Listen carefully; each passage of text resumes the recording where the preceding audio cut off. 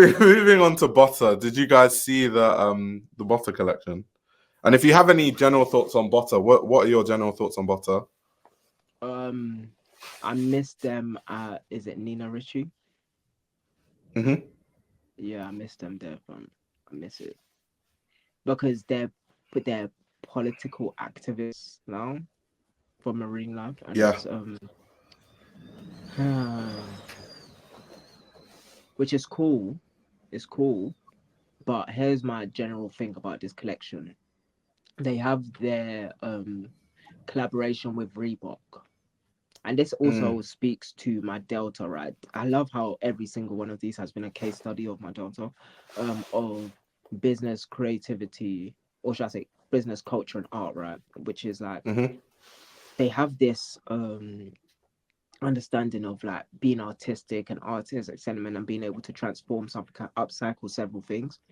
But then what I'm seeing is that they have this collaboration with Reebok, and I was asking myself, is Reebok the best collaborator Mm. when Adidas has a sustainability line? And I Mm. do believe some of it speaks to the amount of pieces that they're able to sell and the value that they have in the marketplace. So to say that the quality that they're bringing to the table in terms of amount of units they move isn't enough to get a collaboration with Adidas. I may be wrong. They can prove me wrong by doing a collaboration with Adidas, right? But same way, I saw this with PMOS also, where it's like he had the collaboration with Reebok, I believe it was, and that was what was keeping his company afloat up until it couldn't And he keep his was company he afloat was anymore. creative director at a point too, no? Yeah. So Yeah.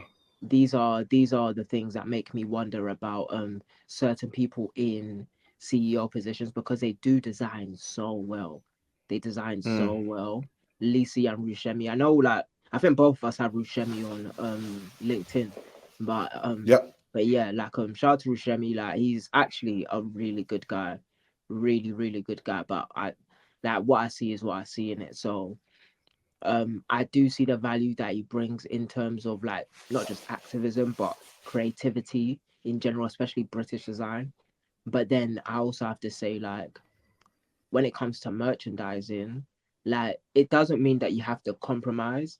It just means that when you put into activation a piece to merchandise, it has to you can make a correlation and not necessarily a one for one piece. So to say that Mm. the piece that goes into merchandise or retail can be referential of a runway piece, but that's not to tell him how to run his business or whatever strategies to use. I can be hired for that, but just so to say, the So value, if you want a consultant, hire me. the no, but I just see very much a big amount of value in what they bring, and I think parts of their brand is necessary, especially the political activism part. But when I see the writing on the wall, I do have to say something. This in turn is kind of how the Grace Wells Bonner conversation started, didn't it? Like it was actually on one of Mm. your lives like 2-3 years ago. So it's Mm. like I'm not doing anything new. It's just one of those things where it's like, who is the Grace Wells Bonner customer? Such like this, But do like you know the crazy thing? Since go then, I feel like Grace Wells Bonner has honestly bro. skyrocketed. She Exactly, and has like skyrocketed yeah, since we had that in conversation. comparison, like, but didn't she like hone down into a certain sector and adapt the She way did. that she was designing? She Like, she did. actually made clothes for men that exist today. Like, because I remember that she made like sheer fabric, I think almost chiffon with ruffles, like white shirts that men were wearing in her collections. And then now she's like, she's cottage core. She's cottage core Mm. for black men, and that's fire. But anyways, I digress. Lisi and Rushemi, I do believe Yeah. Botta to be valuable, but their merchandise may leave something to be desired, and they should have like various stockists, and I don't see why they couldn't be part of the DSM DNA, if not Machine A. That being said, though, like there's other stockists that exist that they could be valuable to, and I just Hmm. wonder whether the writing is on the wall with this Reebok collab. That's my thing. But yeah, we can talk about the collection Yeah, afterwards. yeah. And I think just general info for people that don't know much about Butter, it's run and co-founded by Rushemy Butter and his partner Lisi Herrebrugh.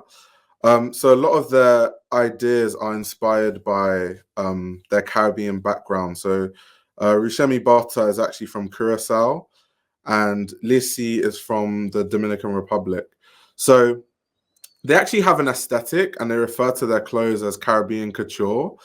And what they mean by that, it refers to like this sensibility of their clothes that comes from this sustainability ethos and nautical inspired designs, which is inspired obviously by their Caribbean backgrounds. And it's also a reference obviously to where they're from. So they're doing a lot of things when it comes to sustainability. They have a coral farm with a diving school that's actually funded by them. And they also use it to develop biotextiles, but they also just use it to clean the ocean. And they've been nursing coral reefs. And I find it really crazy that a fashion brand is going that out of their way to try and like better the environment when they're such a small brand. They're not the problem, where you have these massive corporations and massive companies like H&M and stuff that literally pollute the oceans by the minute. And they don't have any like sensible initiatives, and then you have these brands that are self-funding these projects. I'm surprised that bigger companies aren't on board, aren't trying to help. It just shows like who actually cares about these things and who thinks of sustainability from a marketing standpoint, if that makes sense. Someone's talking about the water bubble thing. Yeah, the water bubble thing was just a commentary on like the different plastics that are put into the ocean, but it was a very theatrical way of like showing it, which is why it became really popular on Instagram. And so even like a lot of their collections are either an ode to, racism, or an ode to colonialism, or even an ode to pollution, a commentary on extinction of different aquatic species, and sometimes they might reference their cultural heritage as well. So many different themes that goes through their work. But to quote what they've said, they said, "Fashion is a reflection of the times we live in. And if we want to be in the current times, we shouldn't limit ourselves to just garments." And that was what they were saying in terms of why they have a coral farm with a diving school and why they're so committed on doing things past just making clothes, if that makes a lot of sense. Now, this collection in particular, I think was not. There's definitely older collections that I prefer from them. I think this collection was definitely more commercial. And I think they even said it. I have a quote from Lisi, I think. She said, "We felt like this collection needed to be grounded on earth. We defined and redefined our silhouettes, and this made us focus on the details. We feel this is the most wearable collection we have made until now." Not necessarily that it being wearable, it being commercial is like a bad thing. But just in terms of like what I personally prefer, I definitely prefer like past collections I've seen from them. Wait, what'd you say about it? Like it's not like. No, I said it's not like me preferring other collections means that this is like inherently worse or anything along those lines. No. I just didn't hear you properly. So you're saying like it's not so same.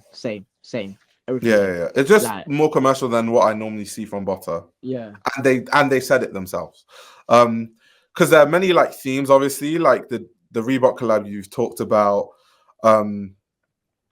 They have their polo shirts that are like signatures, and they worked on that with the Reebok collab. Of course, we see like the caps that they always have. Something they're also really known for is having, like the shoe on a shoe, or just like layering pieces in general. So they have like a shoe on a shoe, or they have like a hat on a hat, or a trouser on a trouser.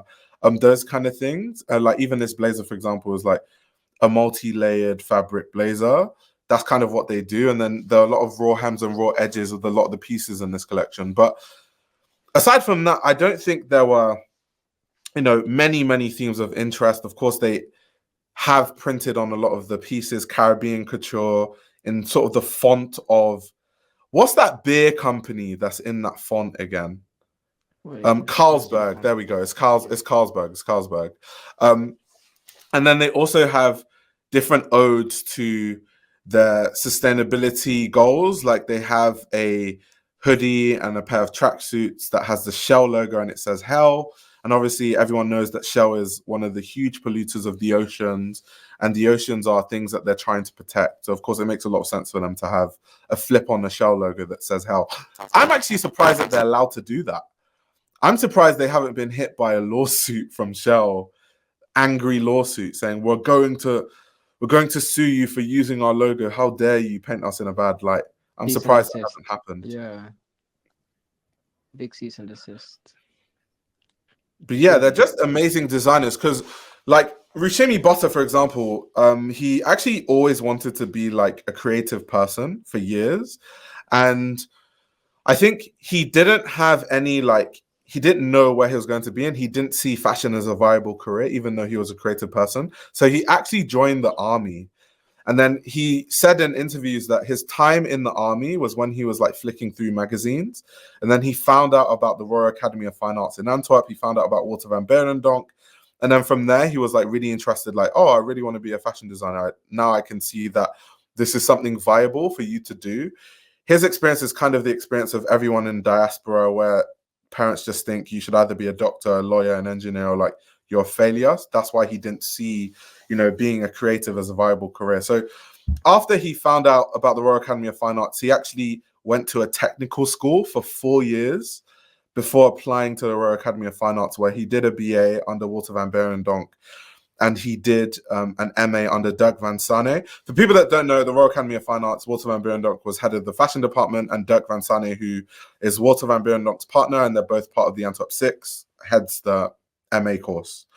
So he worked under those guys, and then, of course, became what he is today. But amazing brand, amazing styling. The clothes are always good. They talk about very, very serious topics through their clothes, which I really like. And it's not empty activism. Sometimes a lot of designers have commentaries on things, but outside of the commentary, they don't do anything to help those initiatives, or they're not really involved in the initiatives in any way. And that's something I've always loved and respected about Botta, that they're actually in the thick of things. When they talk about, you know, having a logo on Shell and saying that it's hell because they pollute the oceans, these are people that are nursing coral reefs. These aren't just what most designers do, like, oh my God, this is happening, let me show you some clothes, let me sell you some $1,000 hoodies, and then move on from it and not help it in any way, or, you know, put money in any of the initiatives or help in those ways.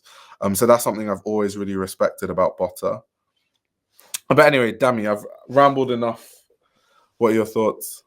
No, I can only really echo your sentiment, right? Like, that's Impo was saying at the beginning, great designers, like, the references are very on the nose, obviously, but just to say, it's like they add value to their collections, to their brand, to their ethos, by being able to be sellable and wearable to a wider audience, right?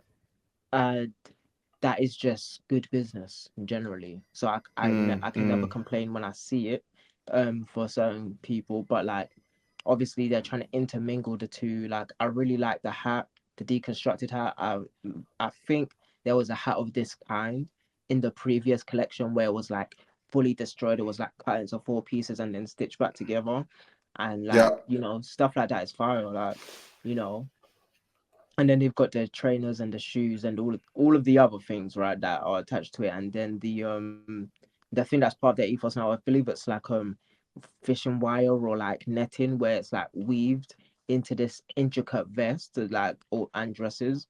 And I think some of them have jackets as well, but like all of these things, like so it is the Scooby-Doo. Do you remember in school where like the girls used to have the Scooby-Doo and there's like 4 pieces of thread, and then Yeah.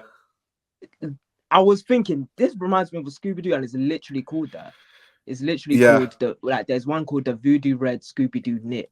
Yo, Yeah. but look, Yeah. they're referential That of is culture actually the inspiration point of it. and Yeah. home and That's why home it and all of looks these other like they're things. threads hanging from all across the piece. Yeah. Yeah, and I value that. I value Yeah. their referential nature of Britishness, as well as, like, I've never heard it called a Scooby Doo. By the way, I'm stuck on that. I was meant to be stuck, but but yeah, like that, the hat, the bags, the shoes, all merchandisable items that can help them grow their business and, you know, just continue doing the good work that they're doing, to be honest. Yeah. I'm like, I really love what they do. Of course, this collection in particular is, I definitely prefer a lot of other collections I've seen. Like they said, this is their most wearable, this is their most commercial. I'm not really mad at that. Ultimately, brands need to sell. Brands have financial goals that they need to hit. And if this helps, I mean, Botta is a brand that is wearable anyway. The tailoring is always interesting, but it's wearable anyway. But it's not basic wearable.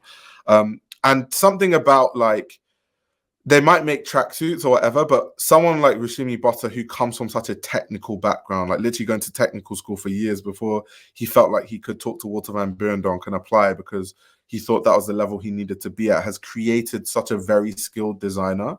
And so everything he does is precise. Even if he makes a tracksuit, it's precise. It's not just a tracksuit. Or, you know, like when people try to reduce things, they're like, oh, it's streetwear. It's like, just because it's a tracksuit does not, depending on what you mean by streetwear, but everything can be precise. It doesn't matter what it is. This YouTube channel runs on your support. If you want to support the channel, you can subscribe to my Patreon. You'll gain access to exclusive content that includes everything from my Patreon podcast, where I give a behind-the-scenes insight into the fashion industry, as well as a fashion book club, where I review my favorite fashion books. You can also check out my fashion ebook, which highlights the best fashion journalists to follow, definitions of common fashion terminology, and how to determine what a good source of fashion information is. The links to everything are in the description below.